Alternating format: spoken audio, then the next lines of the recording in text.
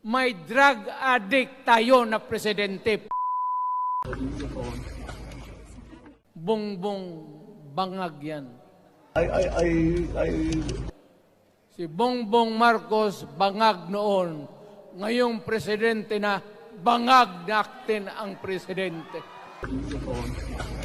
Mr. President, baka susunod ka sa dinaanan ng tatay mo.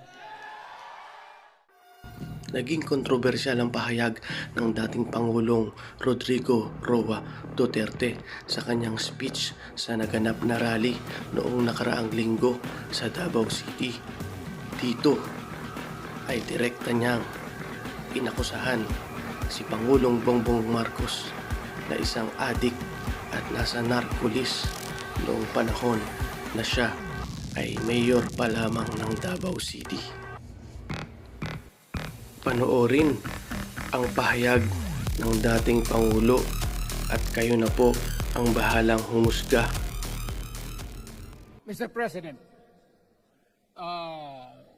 Ma'am Lisa Araneta Marcos, hindi ninyo ako kalaban. Wala akong sinasabi ng masama. Hindi lang ako makakampanya noon. Alam mo, iniiwasan ko ito. Itong panahon na ito talaga ang iniwasan ko kasi mapipilitan ako ngayon magsalita laban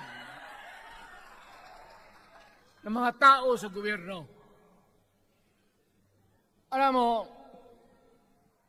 Mr. President, hindi ako maghingi ng tawad. Kagawan mo yan eh. It is your responsibility sa sarili mo. What you do in this world binds you. Iyo yan. Huwag mong sisihin ang ibang tao kasi sarili mong utak at katawan yan. Nung ako'y mayor, pinakitaan ako ng evidence ng PDEA. Doon sa listahan, nandoon yung pangalan mo. Ayaw kong sabihin yan kasi magkaibigan tayo. Kung hindi man kaibigan, magkakilala. Eh, ikaw pumapasok kayo ng alanganin. Mr. President, baka susunod ka sa dinaanan ng tatay mo. Diyan ako takot. Ayaw ko mangyari sa iyo yan. Pabor lang, ako namang nagmamakaawa kasi it will divide the nation at madugo itong panahon na ito. Bongbong bangag yan. That's why sinasabi ko na sa inyo ngayon, si Bongbong Marcos bangag noon, ngayong presidente na bangag natin ang presidente.